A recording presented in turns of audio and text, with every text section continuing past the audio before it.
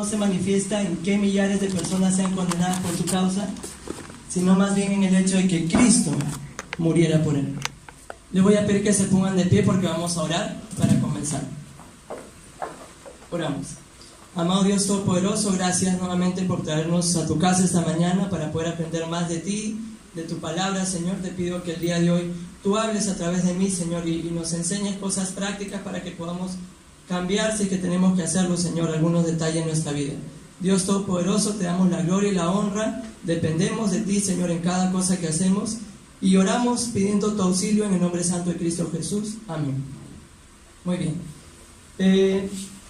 Ahora, siguiente. Como había anunciado ya Anthony, el tema que vamos a ver esta semana sería el pecado. Es importante entender el pecado porque esta doctrina se va a relacionar mucho con todas las demás. En realidad todas están engranadas. Si nosotros tenemos un concepto muy fuerte del pecado, vamos a entender que es una ofensa grande contra Dios. Vamos a poder entender la justicia de Dios en su dimensión. Si nosotros entendemos correctamente el pecado, vamos a poder entender por qué la necesidad de que Cristo se encarnara y muriera por nosotros. Vamos a entender por qué necesitamos ser lavados de este mal tan grave.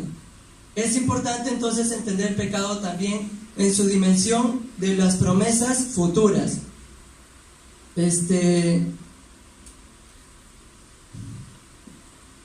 Carito, para que lo pase, por favor. El PowerPoint, sí, por favor. Ya. Entonces, ¿qué cosa es la amartiología? Perdón, un momento. Ya, la amartiología es la doctrina del pecado. Amartiología, bueno, viene de dos palabras griegas, como hemos estado estudiando. Amartia significa pecado. Eso es lo que significa. Técnicamente es errar en el blanco. Es como cuando yo voy a disparar con un arco, ¿no? Una flecha, y no doy en el punto correcto, sino que me desvío a uno u otro lado. Ese es el significado técnico. Pero hablando en términos teológicos es el pecado. Entonces, logos es un estudio tratado. Y vamos a tratarlo desde el punto de vista, obviamente, bíblico. Primero quisiera comenzar definiendo, porque a veces escuchamos conceptos erróneos, ¿qué cosa no es el pecado? Así que voy a pedir que pasen la siguiente diapositiva. Mientras tanto, quiero decirles de que si es que tienen alguna pregunta, algún aporte o algo, pueden sentirse libres de levantar su mano y participar. ¿Qué cosa no es el pecado entonces? Número uno, el pecado no es eterno. Hay gente que cree que existe una especie de dualidad, ¿no? Que estos opuestos que siempre han existido, que es el bien y el mal, el yin y el yang. Ese era un aspecto de que creían también algunas corrientes maniqueas en el siglo IV y que lamentablemente se infiltró en el cristianismo. Hay que entender esto: el mal no es eterno, el pecado no es eterno, solamente Dios, quien es el sumo bien, es eterno. Vamos a ver más adelante cómo es que surge el pecado, qué es exactamente. Pero es importante entender de que no hay una dualidad, el pecado no es eterno. ¿Está claro? Siguiente. Bueno, ya puso los tres. Siguiente, no es la mera ausencia del bien. No podemos definir el pecado solamente como la ausencia del bien. O sea, por ejemplo, si alguien perdió la vista o se quedó ciego, no decimos eso es pecado. No es solamente la ausencia del bien. El pecado, vamos a ver después, es una acción específica, es un mal. No es solamente, dejó de hacer algo bueno, sino hizo algo malo. Así se entiende el pecado. No es la mera debilidad o flaqueza. No, es que yo soy propenso de repente al licor. Es mi debilidad, ¿no? Mi flaqueza son las mujeres. Mi debilidad es, no sé, pues los amigos, el perder tiempo. Eso no es así. No es una debilidad, no es una flaqueza sencillamente. A veces utilizamos esas palabras para que no se sienta tan pesado, ¿no? Para no sentir la responsabilidad o la carga de que somos realmente culpables delante de Dios por nuestros actos. Bueno, y en la imagen sí se nota, ¿no? Sí, la imagen también hay que distinguir. El pecado no es solamente un error. No, que cometí un error. No, el pecado es más que un error, es algo más fuerte. Entonces estas son algunas ideas populares que se encuentran, y lamentablemente a veces se encuentra dentro de la iglesia misma. Hay gente que cree esto del pecado. Si no entendemos el pecado en su real dimensión y lo grave que es delante de Dios, nuestro arrepentimiento no va a ser un arrepentimiento genuino. La muerte de Cristo en la cruz va a ser una muerte sencillamente de repente como un ejemplo, como decían algunos, y no como el real peso que tiene. Quisiera ver también algunas ideas erróneas. Sí, Liz. En el segundo ítem que dice no es la mera ausencia del bien, la palabra del Señor dice que si aún sabiendo hacer el bien no lo haces, te tocará como pecado. Sí. ¿Qué me puedes decir con respecto a eso? Excelente, eso está en Santiago. El que sabe hacer lo bueno y no lo hace, le es pecado. Como dice ahí, no es la mera ausencia del bien. Es correcto de nosotros definir que en algunas ocasiones, pudiendo hacer lo bueno, si no lo hacemos es pecado, pero no definimos el pecado solamente como la ausencia del bien. El pecado también es cuando yo ofendo a alguien, cuando yo ataco a alguien, insulto, o cuando tengo malos pensamientos. Entonces esa clase de acciones en las cuales no estoy omitiendo hacer un bien, también son consideradas pecados. Por eso es que puse el mero, no es la mera ausencia del bien. El no hacer lo bueno sí es pecado, pero no es lo único que es pecado.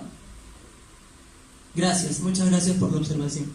Bueno, algunos conceptos erróneos que se han esgrimido a lo largo de la historia. Y he citado algunos teólogos influyentes que lamentablemente tienen bastante cabida en la iglesia actual a nivel mundial. El primero es Friedrich Schleiermacher, es un teólogo alemán. Él definió el pecado solamente como el predominio de lo más bajo de nuestra naturaleza. Y esta idea de que el hombre tiene que convertirse, digamos, en un superhombre, y cuando nosotros cedemos estas partes inferiores, lo que nos unen con la naturaleza animal o carnal, solamente eso es el pecado, ¿no? Entonces, ceder a eso, a lo más bajo de nuestra naturaleza, eso sería el pecado según Friedrich Schleiermacher. Según Albert Ritschl, tú que sabes alemán, Jeff, ¿cómo lo leerías? Porque era un teólogo alemán. Albrecht Ritschl. Ya, muchas gracias. Él dijo que era el producto solamente del egoísmo y la ignorancia. Hacemos las cosas porque, bueno, somos ignorantes. O a veces únicamente por el egoísmo, porque yo quiero mi tranquilidad. El problema es que cuando hay énfasis, y quiero aclarar esto, cuando hay énfasis solamente en estos detalles, se pierde de vista la real dimensión y lo grande que es el pecado. La mayoría de teólogos adoptan posiciones como que solamente es esto, solamente es lo otro. Paul Tillich, él fue un teólogo polaco, él decía de que era una enajenación con respecto a la propia identidad. Cuando yo renuncio a mi propia esencia, a mi propio yo, no soy humano, y cuando hago acciones que me hacen, por decirlo así, no ser auténtico, no estoy siendo yo mismo, eso es pecado. Ese es otro concepto erróneo. Teles de la teología de la liberación. Durante el siglo pasado, uno de los más grandes aportes que hizo la teología latinoamericana a las ideas teológicas en general fue este concepto erróneo de la teología de la liberación. La teología de la liberación con Gustavo Gutiérrez, que fue un teólogo peruano, profesor de San Marcos. Ellos enseñaban de que el énfasis principal que vemos en las escrituras es ayudar al pobre, ayudar al necesitado. Incluso tomaban el ejemplo del Éxodo. ¿Qué sucede en el Éxodo? Dios rescata a su pueblo de la esclavitud, ¿no? Entonces ese es el énfasis principal. Cuando ese no es el énfasis principal en la Biblia. Es cierto de que obviamente estamos en contra de la explotación, en contra del abuso, pero el énfasis principal es la historia de la redención, que nosotros hemos pecado, hemos desobedecido a Dios y necesitamos de un Salvador que es Cristo Jesús. Pero la teología de la liberación define el pecado principalmente como la opresión social, explotación laboral y consentimiento ante la injusticia. ¿Eso solamente es el pecado? ¿O eso principalmente es el pecado? Creemos que no. La teología feminista, que también está en boga en la actualidad desde los últimos movimientos del feminismo con la tercera ola, que son más radicales todavía, probablemente hemos visto en las noticias cómo salen y protestan y que llaman al sistema actual el patriarcado, donde el hombre es el que domina, la mujer ha estado por los siglos subyugada y es momento de que la mujer se despierte y tome el poder. Ha entrado en boga en la iglesia y por eso es que vemos en la actualidad tantas pastoras de la iglesia, cuando la Biblia nos enseña que el pastor debe ser un hombre, porque tienen el concepto equivocado de que como no puede ser pastor, entonces consideramos a la mujer inferior, cosa que es falso. Nosotros, la teología cristiana no enseña que la mujer es inferior al hombre en ningún sentido. Lo que enseñamos es que tienen distintos roles. Son distintos roles. Al hombre, por su constitución física y psicológica, se le dio un rol específico y a la mujer otro rol. y son complementarios. La Biblia utiliza, cuando habla de la creación de la mujer, Eser Kenegdo, que se traduce como ayuda idónea, una que está ahí, ayuda que está ahí al costado para poder juntos, digamos, lograr un fin. Entonces, ese es el papel correcto de la mujer, no inferior, no sometida, o bueno, sometida en mal sentido, ¿no? Entonces, pero la teología feminista define el pecado como caer en la resignación ante el patriarcado que denigra a la mujer. Cuando la mujer se deja someter ante este sistema perverso actual que la oprime, eso es pecado. Desde el punto de vista de la teología feminista, cosa que también creemos es incorrecto.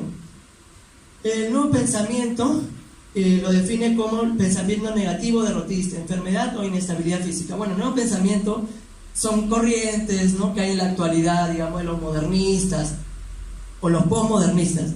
Entonces algunos definen el pecado sencillamente como un pensamiento negativo, derrotista. No lo voy a hacer, no voy a poder. Ya, eso es pecado, porque no estás confiando en ti, en tu capacidad intrínseca, en que eres un vencedor, un ganador. O la enfermedad o inestabilidad psíquica, cuando alguien tiene algún problema psicológico, ya, entonces eso es pecado. Estos conceptos son conceptos que se manejan y ha influenciado mucho en la iglesia actual, y son erróneos. Entonces, mi intención el día de hoy es abocarnos esencialmente a lo que realmente sí es el pecado, para tener un concepto claro. Dime. No, pensé que él había levantado la mano. Ya, ok, gracias. Entonces vamos a ver qué cosa sí es el pecado. Número 1, el pecado es una transgresión de la ley de Dios. Vamos a Romanos capítulo 4, versículo 15, por favor. No está ahí en el proyectado. El primero que lo encuentre, le voy a pedir por favor que lo lea. Romanos capítulo 4, versículo 15.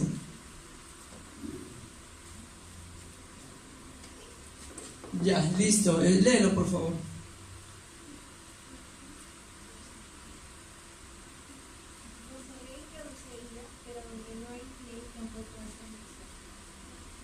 Listo. Donde no hay ley tampoco hay transgresión.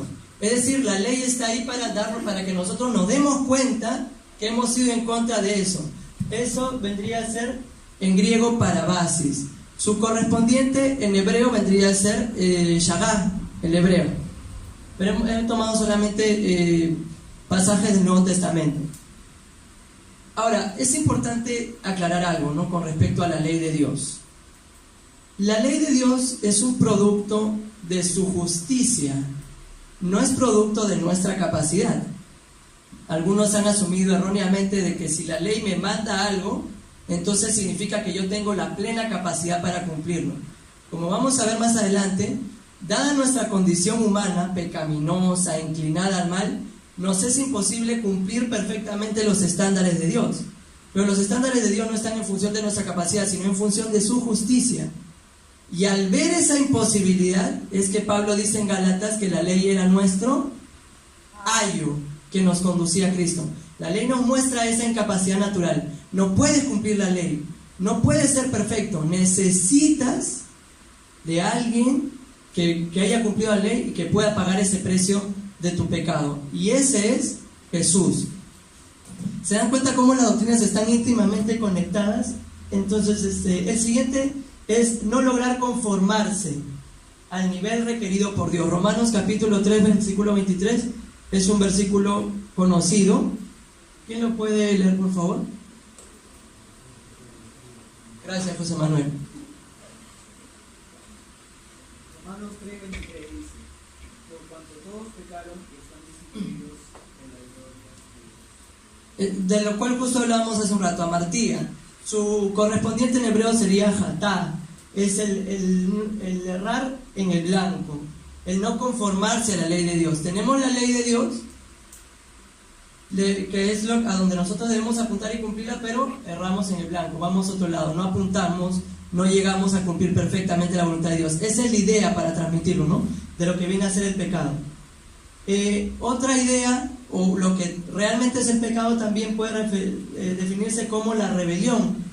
Eso lo vemos en 1 de Juan capítulo 3 versículo 4. Voy a pedir que lo lea la primera persona que lo encuentre. 1 de Juan 3:4. Gracias, Ángel. Todo aquel que comete pecado infringe también la ley, pues el pecado es anomia, no sin ley, ¿no? Infrinjo la ley, me rebelo contra Dios. Eso es el pecado. Me gusta mucho esta frase de Louis Sperry Chafer, que fue un teólogo. Él tiene un libro que se llama La teología sistemática de Chafer, y él habla del pecado y lo define como la inquieta renuencia o resistencia, digamos, de parte de la criatura de permanecer en la esfera y la limitación en la cual el Creador, guiado por infinita sabiduría, lo había puesto. Dios nos ha dado, digamos, un marco de desenvolvimiento, y nosotros lo que hemos hecho es salir de ese límite. Hemos ido en contra de Dios, hemos pecado. El pecado es algo demasiado grave, porque el Dios al cual nosotros hemos definido en las clases pasadas es un Dios infinito, perfecto, magnánimo, indescriptible. Ese Dios que nos creó, que nos formó, que nos sustenta, que nos alimenta, que nos viste, que nos provee para todas nuestras necesidades, a ese Dios hemos afrentado. A ese Dios hemos desobedecido, nos hemos rebelado y hemos ido en contra de su perfecta ley. Hemos hecho algo desagradable ante sus ojos. La Biblia, en algún momento, incluso Jesús utiliza esta frase clásica, ¿no? Que a los tibios los vomitaré de mi boca. En el hebreo, usualmente en el Antiguo Testamento, Dios hablaba de que había ciertas cosas que eran abominación para él. La abominación es una idea de que es algo que te produce náuseas. O sea, a Dios le produce náuseas esta desobediencia nuestra. Este continuo, digamos, actitud que tenemos en contra de Él. Con nuestros pensamientos, con nuestras palabras, con nuestras acciones, estamos constantemente deshonrando y pretendiendo robar la gloria de ese Dios infinitamente glorioso. Así de grave es el pecado. Quiero que se mentalicen. El pecado no es sencillamente como que algunos describen, bueno, las personas están enfermas. No están enfermas. Efesios 2 dice que están muertas en delitos y pecados. No es una enfermedad. El pecado produjo una muerte terrible a toda la progenie de Adán, incluyendo nosotros. Es un problema realmente grave. Y quisiera ver solamente dos aspectos más de este problema. Siguiente, por favor. La clásica pregunta, ¿no?, del origen del pecado. Los pasajes de arriba son un poco largos, pero más o menos les doy la idea. Lo pueden apuntar y de repente estudiar en casa. Ezequiel, vamos solamente a un versículo específico. Ezequiel 28, por favor.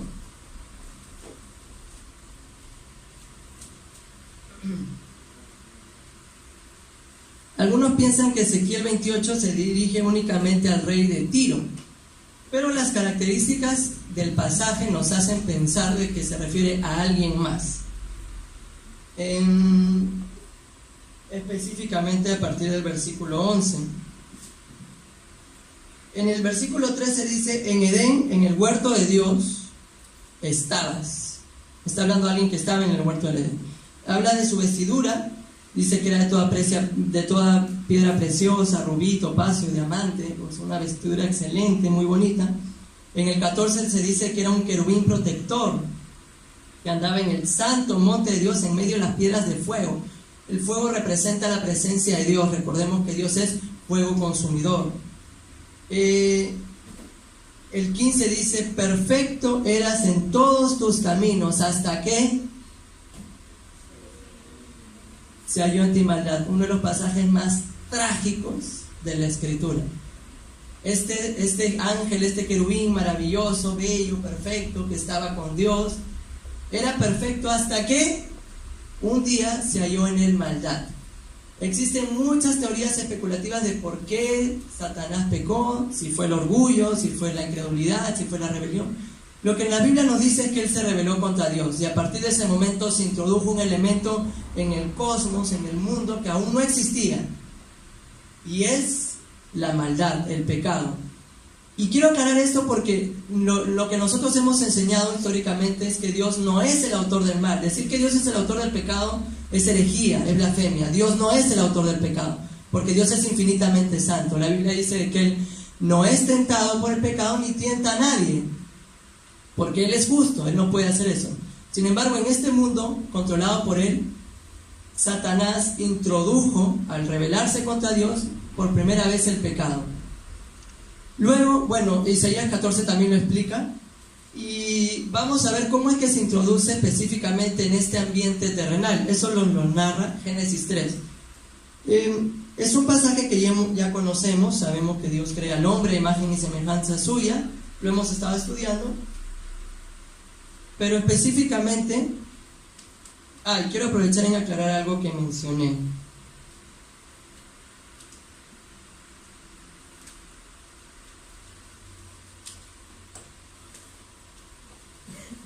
Cuando la mujer come, el versículo 6 dice: la mujer vio que el árbol era bueno para comer y que era agradable a los ojos y que el árbol era deseable para alcanzar sabiduría, tomó de su fruto y comió y dio también a su marido que estaba con ella. Eso dice el versículo 6. Reina Valera, no, la versión que nosotros manejamos, Reina Valera, no lo traduce correctamente, pero aquí sí lo aclara. Esta es la Biblia de las Américas y dice que dio de beber a su marido que estaba con ella y él comió. Entonces, en todo este momento en el cual ocurre la tentación de Eva, Adán está ahí presente, y es por eso de que hay una culpabilidad. Adán no estaba en otro lado, no se paseando, él estaba siendo, digamos, oidor de todo lo que estaba ocurriendo con Eva, y él no estaba diciendo nada. Él podía, no, Eva, detente, no, Adán, Dios me dijo, etcétera. No, él se quedó callado, y cuando ella le ofrece, él come. Y así es como se introduce el mal en la esfera de la existencia humana. Este pecado individual de Adán es denominado, el pecado inicial, y eso nos hace nosotros nacer en una condición pecaminosa. Todos nosotros nacemos bajo pecado. Salmo 51, David dice: en pecado me concibió mi madre. Romanos 5, que lo vamos a leer en un rato, dice que por el pecado de Adán todos nosotros hemos muerto. Este pecado ha afectado severamente todas las áreas de nuestra existencia: intelecto, voluntad, emociones. Tanto así que Romanos 3 nos dice de que no hay justo ni a uno, y no hay quien busque a Dios. Romanos 8:7 nos dice de que esta ley de nuestra carne es enemiga de la ley de Dios, y no se sujeta a la ley de Dios porque tampoco puede. Entonces hay una inhabilidad natural. Nosotros, seres humanos, estamos muertos en pecados. Este pecado nos ha afectado tan severamente, es conocida como la doctrina de la depravación total. Está toda nuestra vida, todo afectado, contaminado por el pecado, que no podemos alcanzar a Dios, no podemos buscar a Dios. En nuestra propia fuerza no vamos a poder. Eso es lo que ha generado el pecado. Entonces, quiero que entendamos la dimensión de ello. Eso nos hace pensar, si nosotros en nuestras propias fuerzas, con nuestro propio intelecto dañado, nuestra voluntad dañada, nuestras emociones dañadas, no podemos alcanzar a Dios, ¿cómo se produce entonces la salvación? Vamos a ver más adelante que Dios tiene que hacer una obra sobrenatural en nosotros, que se llama la regeneración. Y Pablo habla de ello cuando dice que el que está en Cristo, nueva criatura es. El griego expresa una idea muy fuerte, es una creación nueva. El pastor Miguel Núñez en algún momento mencionaba que este aspecto de la regeneración incluso es algo más complicado que la creación en sí. Porque la creación es, desde el punto de vista humano es más complicado. Es crear de la nada. Pero en este caso, lo que Dios tiene que hacer es transformar nuestra naturaleza que se encuentra corrompida y darnos una nueva naturaleza que permita que nosotros podamos confiar en Jesús, acercarnos a Él. Dios tiene que hacer una obra sobrenatural en nosotros. Y es por eso que la gloria debe ser dada únicamente a Dios por nuestra salvación. Tú y yo no hemos hecho nada, no podíamos hacer nada. No es que tú un día, se te iluminó la mente porque tú eres muy inteligente, o yo soy muy inteligente, y decimos, lo más correcto es creer, ¿no? Ya mejor creo en Cristo. O porque somos tan buenos, nos dimos cuenta, no, Dios es lo mejor, entonces lo voy a seguir. No fue eso lo que sucedió. Dios tuvo que cambiar nuestro corazón. Y por eso debemos darle gloria a Él. Pero retomando el tema entonces, así es como se introduce. La pregunta de la clase pasada que Anthony hizo fue: ¿por qué Dios permitió ello? Dios, sabemos y hemos descrito que es omnisciente. Él es un ser que vive fuera del tiempo existe fuera del tiempo y del espacio. Él sabía absolutamente todo lo que iba a suceder. Él creó a Adán, creó el fruto, creó a la serpiente. Él todo lo preparó. ¿Por qué? ¿Por qué si sabía que Adán iba a pecar, iba a suceder toda esta tragedia que vemos en la actualidad? Porque todo lo que vemos en la televisión, muertes, asesinatos, violaciones, es consecuencia de este pecado inicial. ¿Por qué? ¿Por qué Dios permitiría que algo tan abominable ante sus ojos se introduzca en el mundo perfecto que Él había creado? Hasta el día sexto dice la Biblia de que vio Dios que todo era bueno en gran manera. Sí, José Manuel.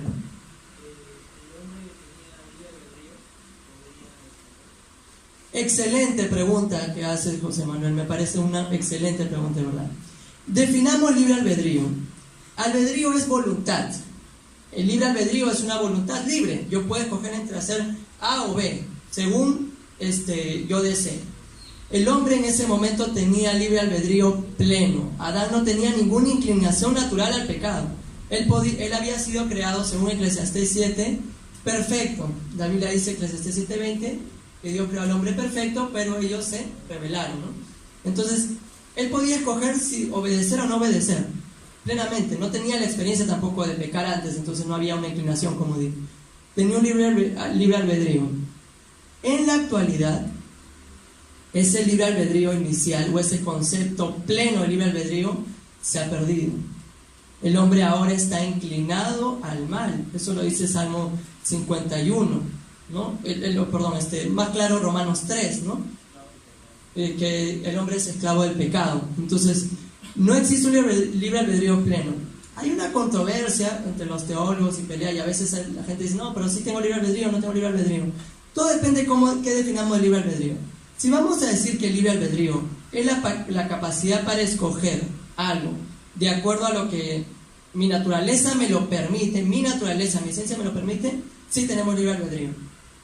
Podemos escoger de acuerdo a nuestra naturaleza, pero el problema es que nuestra naturaleza está tan afectada por el pecado que vamos a inclinarnos normalmente hacia el mal. Y es por eso que necesitamos lo que decía hace un rato, que Dios haga una obra sobrenatural para poder ahora escoger el bien. En el huerto del Edén, Adán podía escoger entre pecar y no pecar. Después de que él pecó, toda su descendencia no puede escoger el no pecar. No puede porque no quiere, porque ya está enquistado, digamos, en mal. No puede escoger no pecar. Cuando una persona se arrepiente y confía en Jesús, puede escoger no pecar. Y cuando estemos en la eternidad con Dios, el hombre en ese momento ya no va a poder escoger pecar, porque el pecado no va a existir. Uno de los versículos que más me gusta está en Apocalipsis 21, cuando dice que ya no habrá más llanto, más lágrimas, más dolor, más pecado. Las primeras cosas pasaron. Ese momento sublime y perfecto en el cual Dios ya habrá eliminado toda esa naturaleza. Vamos a ser transformados. Y hasta ese momento nosotros ahorita estamos en una lucha constante contra el pecado, porque me imagino que estamos luchando para poder vencer el pecado. Pero gracias por la pregunta. Entonces, digamos que el hombre tiene libre albedrío, pero es un libre albedrío bastante reducido, solamente para actuar de acuerdo a nuestra propia naturaleza en la actualidad. Pero Adán tenía un libre albedrío pleno. Bueno, así es como se origina, digamos, el pecado en la esfera humana. La pregunta es, ¿por qué Dios permitió ello? Recordemos que Dios es todopoderoso y podía evitarlo. Dios es omnisciente y lo sabía. Ya, es una respuesta, Adriano.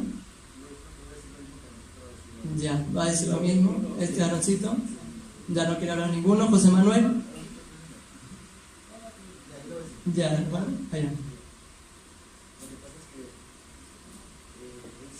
una forma, gracias a que estaba en toda la tierra, nosotros pudimos conocer lo que es el amor de Dios. ¿Por qué? Porque anteriormente la gente, bueno, no tenía la gente no conocía en su plenitud lo que era el amor de Dios. Pero cuando entró el pecado, nosotros, como conocemos en la Biblia, merecíamos la muerte. Y como dice también la Biblia,